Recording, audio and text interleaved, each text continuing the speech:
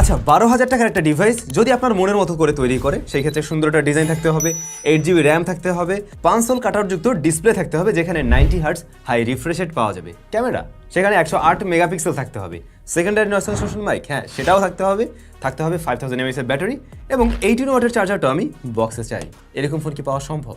এই যে আছে আমাদের দেশি ব্র্যান্ডের নতুন স্মার্টফোন সিম্ফনি ইনোভা 30। এই ডিভাইসটাতে আমাদের প্রয়োজনীয় মোটামুটি সব কিছুই তারা পুষিয়ে দেওয়ার ট্রাই করেছে। তবে এগুলো স্পেক এত কিছু আছে আমরা জানতে পারছি, এগুলোর রেজাল্ট কি, সেগুলো ঠিকঠাকভাবে কাজ করছে কিনা সেইটা ফাইন্ড আউট করার দায়িত্ব আমার। তো এই বিষয়টাই আজকে আপনি জানবেন ভিডিওতে, দেন আপনি আপনার পারচেস ডিসিশন নেবেন। বাংলাদেশ মার্কেটে সিম্ফনি এই ডিভাইসটা দুইটা ভ্যারিয়েন্টে লঞ্চ করে, একটা হলো গিয়ে 6 128GB আর একটা 8 128GB। তো দুইটার ক্ষেত্রেই আমরা 128GB কিন্তু স্টোরেজ পেয়ে যাচ্ছি। 6 128GB ভ্যারিয়েন্টের দাম হলো 11,699, পরবর্তী ভ্যারিয়েন্ট 12,699 টাকা। দাম অনুযায়ী ভাই ভরপুর সবকিছুই দিচ্ছে বলা যায়। ডিজাইন যেমনটা আপনারা দেখছেন, এই ডিজাইনটা যদিও কমন, এই যে 3 কোণা ক্যামেরা, এটা খুব কমন একটা ডিজাইন, বাট এইটাই হয়তো এখন ট্রেন্ড, এইটাই মানুষজন পছন্দ করছে। রিয়ার প্যানেলটা দেখতে একদম গ্লাসের মতো, এইটা একটু গ্রেডিয়েন্ট টাইপের ভাইব দেয়, আবার ফিঙ্গারপ্রিন্ট স্মাসেসও ম্যাগনেট, প্লাস এটাতে স্ক্র্যাচও পড়বে যেহেতু এটা প্লাস্টিকেই তৈরি, আপনি এর কেসটি ব্যবহার করবেন।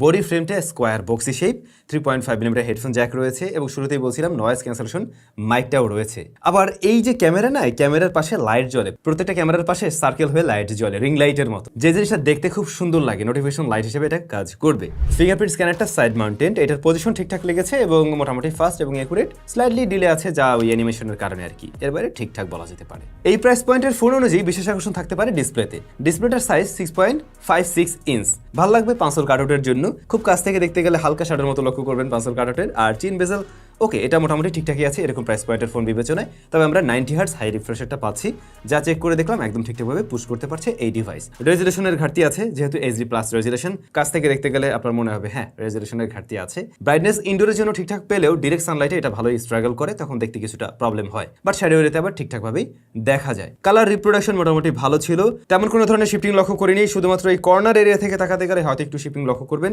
এর বাইরে ঠিকঠাক আছে। পাঁচল কাটআউটে আমরা আবার ডাইনামিক ক্যাপসুলের ফিচারটিও ব্যবহার করতে পারবো, যা এখন বাজেট ফ্রেন্ডলি স্মার্টফোনেও পাওয়া যাচ্ছে আর কি। যারা মিডিয়া কনজাম্পশন করেন তাদের কাছে এই ডিসপ্লেটা ভালো লেগে যাবে এর কাটআউটের কারণে বিশেষ করে, এবং মোটামুটি বেশ কালারফুল একটা ডিসপ্লে বলা যেতে পারে। বলছিলাম ক্যামেরা 108 মেগাপিক্সেলের, এর পাশাপাশি আরো দুইটা সহকারী সেন্সর আছে যেগুলো থাকে আর কি, আর ফ্রন্ট ফেসিং ক্যামেরা 8 মেগাপিক্সেলের। তো এইটা দিয়ে যখন আমরা নর্মাল মোডে ছবি তুলছিলাম, মানে 108 মেগাপিক্সেল মোডে না নর্মাল মোডে, তখন মনে হলো এটা অ্যাজ ইউজুয়াল টাইপের ছবি দিচ্ছে, ওই যে একটু কালার বুস্টেড টাইপের, একটু কালার বাড়িয়ে দেয়, একটু ওয়ার্ম টোনের দিকে ছবি দেয়, প্লাস একটু কন্ট্রাস্টের পরিমাণটা আমাদের কাছে বেশি লেগেছে, আর একটু লেস কন্ট্রাস্টি হলে এই ছবিগুলো আরো বেশি ন্যাচারাল লাগতো আর কি। আর এটার এক্সপোজার ব্যালেন্সে একটু ইস্যু আছে, প্লাস ডাইনামিক রেঞ্জও আরো বেটার আমি আশা করছিলাম। ডিটেল ধরুন 20%-এর মতো আপস্কেল করা সম্ভব হয় যখন কিনা আপনি এটার 108 মেগাপিক্সেল মোডে ছবি তুলবেন, তখন তুলনামূলকভাবে বেটার ডিটেল আসে এবং ছবির সাইজ একটু বড় হয়ে যায় আর কি। লো লাইটে খুব একটা সুবিধা করতে পারেনি এর ক্যামেরা, নাইট মোড আছে ওটা অন করে নিলে তুলনামূলকভাবে বেটার আউটপুট পাবেন। স্টিল এখানে গ্রেনের দেখা পাওয়া যায় এবং সফট করে ফেলা ছবি অনেকটাই। তবে আবার যদি আমাকে প্রশ্ন করেন এই ফোনটার ক্যামেরা কি আমরা 12,000 টাকা প্রাইস রেঞ্জের অন্যান্য স্মার্টফোনের সাথে কম্পেয়ার করতে গেলে পিছিয়ে পড়বে? না, সেরকমটা না, ওগুলোর মতো অ্যাভারেজ টাইপের রেজাল্টে থাকে। যখন আপনি ওই যে 108-এ যাবেন তখন তুলনামূলকভাবে একটু বেটার ডিটেলে ছবি পেতে পারেন। পোর্ট্রেট মোডে ক্রিটিক্যাল সিচুয়েশনগুলোতে এজ ডিটেকশন একটু প্যারা খায় আর একটু মেইন সাবজেক্টকেও সফট করে, এর বাইরে মোটামুটি চলে আর কি। ফ্রন্ট ফেসিং ক্যামেরায় দেখলাম বিউটি ইফেক্ট আছে, ওগুলো দিয়ে তুললে বেশ সুন্দর লাগে, বিউটি ইফেক্ট অফ করে নিলেও একটু গ্লো করতে দেখা যায় চেহারা, বাট মোটামুটি শার্প টাইপের ছবি দিচ্ছিল এর ফ্রন্ট ফেসিং ক্যামেরা। এরকম প্রাইস পয়েন্টের অনেক স্মার্টফোন থেকে এইটার ফ্রন্ট ফেসিং ক্যামেরা আপনাদের ভালো লাগবে, বিশেষ করে কালারটা একেবারে ন্যাচারাল দিচ্ছে এমন না, একটু টুইক করে প্রেজেন্ট করে। তারপর আইফোন ফ্রন্ট ফেসিং ক্যামেরা নিয়ে খুব একটা কমপ্লেন থাকবে না কারোরই। ভিডিও রেকর্ড করা যায় সর্বোচ্চ 1080p 30 fps এ, ভিডিও স্টেবল ভাবে পাবেন না, মানে শেখে ভিডিও আসবে, এবং এখানে কিন্তু আমরা দেখছি এক্সপোজার ব্যালেন্স করতে গিয়ে ভালো রকমের টাইম নিচ্ছে এবং কিছু যেটারও লক্ষ্য করা যাচ্ছে। ভিডিও ছিল অ্যাভারেজ, তবে এর ফ্রন্ট ফেসিং ক্যামেরাটা মোটামুটি ভালো ছিল, আর মেইন ক্যামেরা ওটাও এরকম প্রাইস পয়েন্টের অনেক ডিভাইস থেকে ভালো রেজাল্ট দিচ্ছে আর কি, জাস্ট কালার টালার একটু এদিক সেদিক করে। এই প্রসেসর রয়েছে ইউনি SoC T616 এবং এইটার স্টোরেজ টাইপ UMCP 5। এটার সাথে আমরা স্টোরেজ পেয়েছি 128GB, আর র্যামের কথা প্রথমেই বলছিলাম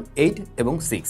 রান করছে অ্যান্ড্রয়েড 13। কিছু ব্লোটার এখানে আছে, এর বাইরে UI মোটামুটি ক্লিনেই বলতে পারেন, আর যেগুলো আছে এর অনেকগুলো এবার আপনি চাইলে আনস্টলও করতে পারবেন। তো এই যে প্রসেসরটা ছিল এটা একেবারে অ্যাভারেজ টাইপের একটা প্রসেসর, এরকম প্রাইস পয়েন্টের ম্যাক্সিমাম স্মার্টফোনে এখন এটাই থাকে। এই প্রসেসরের উপরে খুব বেশি অত্যাচার করা যায় না, ডে টু ডে টাস্কগুলো সে সামলাতে পারে ঠিকঠাক।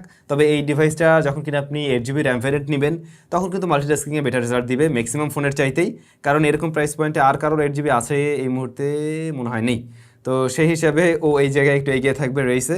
প্লাস UMCP5 এটা কিন্তু eMMC টেকনোলজির চাইতে এগিয়ে থাকে অনেকটাই। তো স্টোরেজের স্পিডও আমরা তুলনামূলকভাবে বেশি দেখি, ইভেন আপনারা স্টোরেজের স্পিড এখানে দেখতে পাচ্ছেন।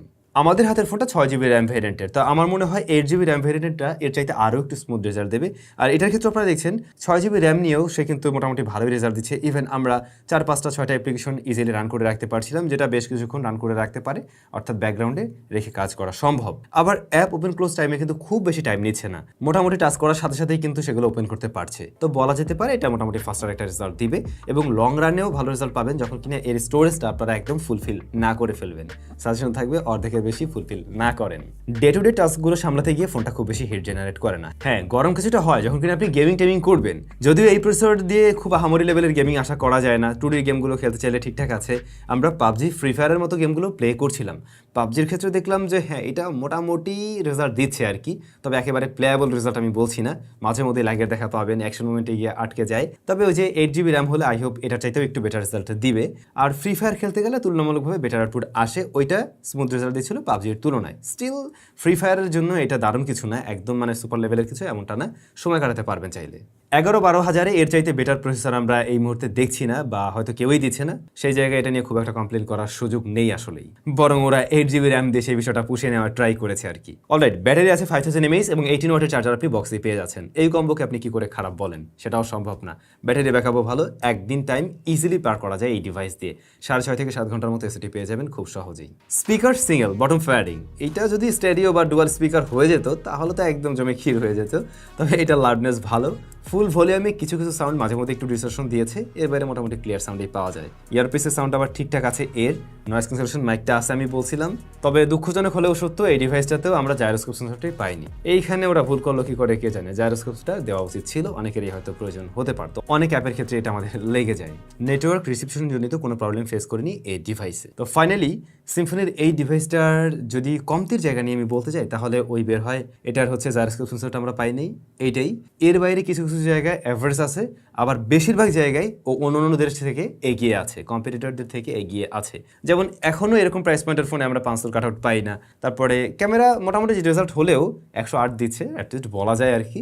আর হ্যাঁ, অনেকের থেকেও বেটার রেজাল্ট দিচ্ছে। চার্জার, ব্যাটারি এই জায়গাটা ভালো ছিল।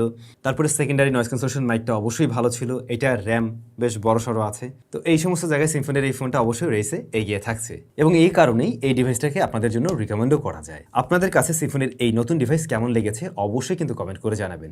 বাই দ্য ওয়ে, যতদূর সম্ভব সিম্ফনির এটাই প্রথম ফোন যেখানে আমরা 8GB র্যাম দেখছি, আমার তো তাই মনে হয়। তো ভাই ব্রাদার, সবাই অনেক বেশি ভালো থাকবেন। কারা কারা এই ডিভাইসটি কিনছেন কমেন্ট করে জানাতে পারেন। দেখা হচ্ছে নতুন ভিডিওতে। টাটা।